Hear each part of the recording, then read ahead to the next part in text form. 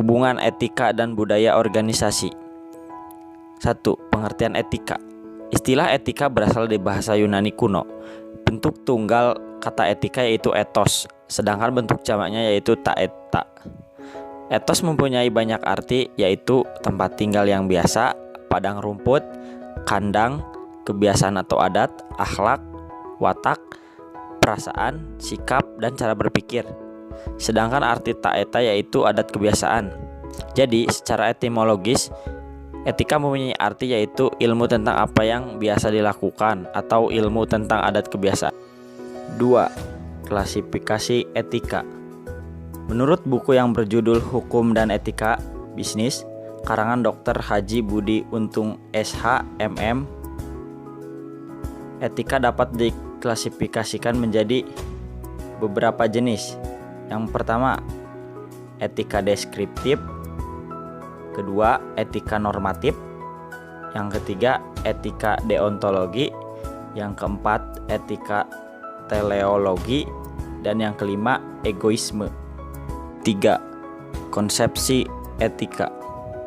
Menurut Dr. Insinyur Ari Setianto Nugroho dan Agus Ajanto, konsep-konsep dasar etika adalah ilmu yang mempelajari tentang tingkah laku manusia, serta asas-asas akhlak atau moral, serta kesusilaan hati seseorang untuk berbuat baik dan juga untuk menentukan kebenaran atau kesalahan dan tingkah laku seseorang terhadap orang lain.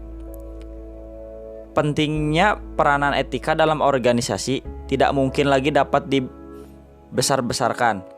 Organisasi tidak mungkin berfungsi secara bertanggung jawab tanpa memiliki etika ketika menjalankan urusan kesehariannya. Setiap organisasi, baik publik maupun swasta, selogisnya memiliki dan menerapkan suatu tatanan perilaku yang dihormati setiap anggotanya dalam mengelola kegiatan organisasi. 4. Pengertian budaya organisasi. Budaya organisasi adalah sebuah sistem makna bersama yang dianut oleh para anggota yang membedakan suatu organisasi dari organisasi-organisasi lainnya. Klasifikasi budaya organisasi ada 4 tipe dasar. Yang pertama, control culture. Yang kedua, collaborative culture. Yang ketiga, competence culture. Dan yang keempat, cultivation culture. 5. Fungsi budaya organisasi. Budaya organisasi memiliki fungsi yang sangat penting. Fungsi budaya organisasi adalah sebagai tapal batas tingkah laku individu yang ada di dalamnya. Budaya memiliki sejumlah fungsi dalam organisasi. Yang pertama, batas. Budaya berperan sebagai penentu batas-batas. Artinya, budaya menciptakan perbedaan atau yang membuat unik suatu organisasi dan membedakannya dengan organisasi lainnya. 2. Identitas.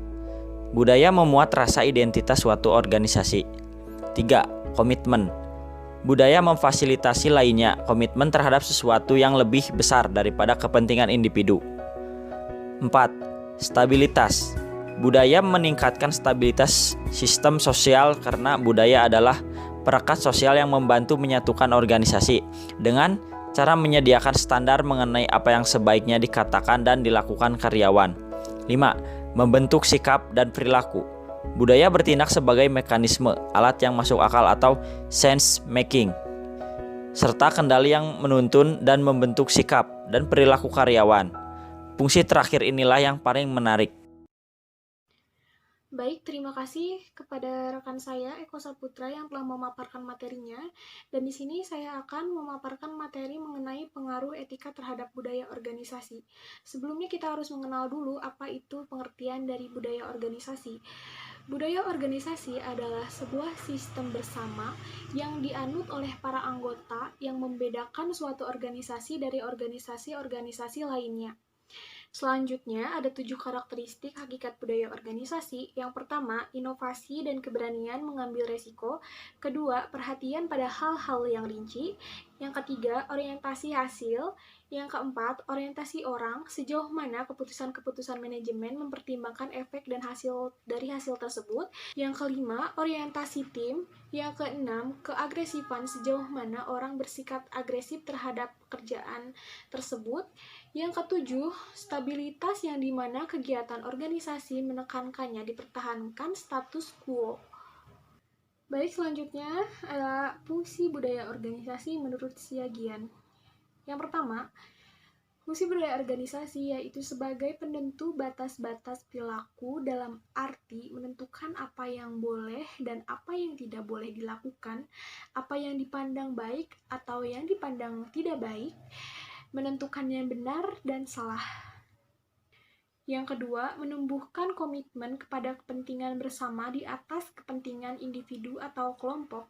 Yang ketiga, sebagai tali pengikat bagi seluruh anggota organisasi. Selanjutnya ada pedoman tingkah laku.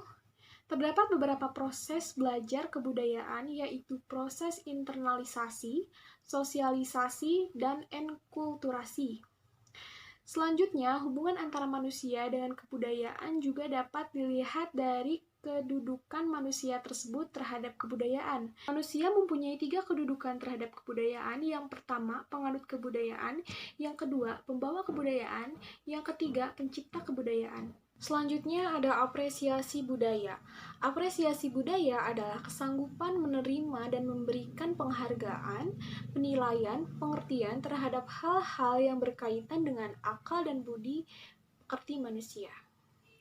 Untuk materi selanjutnya, saya serahkan kepada Saudari Tina Milani. Terima kasih kepada Saudari Afifa yang telah menyampaikan materi. Sekarang saya Tina Melani akan melanjutkannya tentang hubungan etika dan budaya.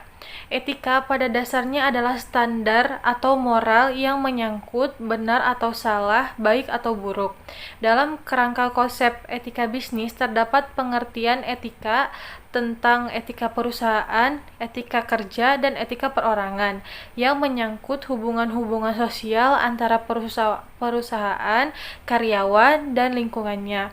Etika perusahaan menyangkut hubungan perusahaan dan karyawan sebagai satu kesatuan dengan lingkungannya, misalnya perusahaan lain atau dengan masyarakat setempat. Etika kerja terkait antar perusahaan dengan karyawannya, dan etika perorangan mengatur hubungan antar karyawan. Perilaku etis yang telah berkembang dalam perusahaan menimbulkan situasi saling percaya antar perusahaan dan stakeholder yang memungkinkan perusahaan meningkatkan keuntungan jangka panjang. Perilaku etis akan mencegah pelanggan, pegawai, dan pemasok bertindak oportunis, serta tumbuhnya saling percaya. Budaya perusahaan memberi kontribusi yang signifikan terhadap pembentukan perilaku etis karena budaya perusahaan merupakan seperangkat nilai dan norma yang membimbing tindak karyawan. Budaya dapat mendorong terciptanya perilaku dan sebaliknya dapat pula mendorong perilaku yang tidak etis. Kebijakan perusahaan untuk memberikan perhatian serius pada etika perusahaan akan memberikan citra bahwa manajemen akan mendukung perilaku etis dalam perusahaannya. Lalu selanjutnya yaitu pengaruh etika terhadap budaya. Etika seseorang dan etika bisnis adalah satu kesatuan yang terintegrasi sehingga tidak dapat dipisahkan satu dengan yang lainnya. Keduanya saling melengkapi dan mempengaruhi perilaku antar individu maupun kelompok, yang kemudian menjadi perilaku organisasi yang akan berpengaruh terhadap budaya perusahaan. Jika etika menjadi nilai dan keyakinan yang terinternalisasi dalam budaya perusahaan, maka akan berpotensi menjadi dasar kekuatan perusahaan dan akhirnya akan berpotensi menjadi stimulus dalam peningkatan kinerja karyawan. Terdapat pengaruh yang signifikan antara etika seseorang dari tingkatan manajemen terhadap tingkah laku etis dalam pengambilan keputusan. Kemampuan seseorang profesional untuk dapat mengerti dan peka peka terhadap adanya masalah etika dalam profesinya sangat dipengaruhi oleh lingkungan, sosial budaya, dan masyarakat di mana ia berada. Budaya perusahaan memberikan sumbangan yang sangat berarti terhadap perilaku etis. Perusahaan akan menjadi lebih baik jika mereka membudayakan etika dalam lingkungan perusahaannya. Dan untuk selanjutnya, saya akan memaparkan contoh kasusnya, yaitu Disney. Disney sebagai perusahaan yang mengembangkan konsep taman hiburan dalam bisnisnya telah berhasil meraih keuntungan di Amerika Serikat dan Jepang. Langkah selanjutnya yang dilakukan Disney adalah mencoba memasuki pasar Eropa. Dalam hal ini, Paris disebut sebagai target utamanya. Mengapa Paris yang dijadikan kota yang akan dibangun taman hiburan berikutnya? Mengapa tidak memilih kota lain? Disney berargumen bahwa Paris dipilih karena beberapa alasan. Pertama, sekitar 17 juta orang Eropa tinggal kurang 2 jam perjalanan menuju Paris, dan 310 juta orang dapat terbang ke Paris dalam waktu yang bersamaan. Kedua, besarnya perhatian pemerintah kota Paris yang menawarkan lebih dari 1 miliar dolar dalam berbagai insentif dan ekspektasi bahwa proyek ini akan menciptakan 30.000 lapangan pekerjaan. Namun, dalam pelaksanaannya, Disney menghadapi beberapa masalah, antara lain berupa boikot, acara pembukaan oleh Menteri Kebudayaan Prancis, dan kegagalan Disney untuk memperoleh target pengunjung yang datang pendapatan yang diharapkan. Hal ini disebabkan karena Disney kesalahan asumsi terhadap selera dan pilihan dari konsumen di Prancis. Ini disebabkan karena perbedaan budaya.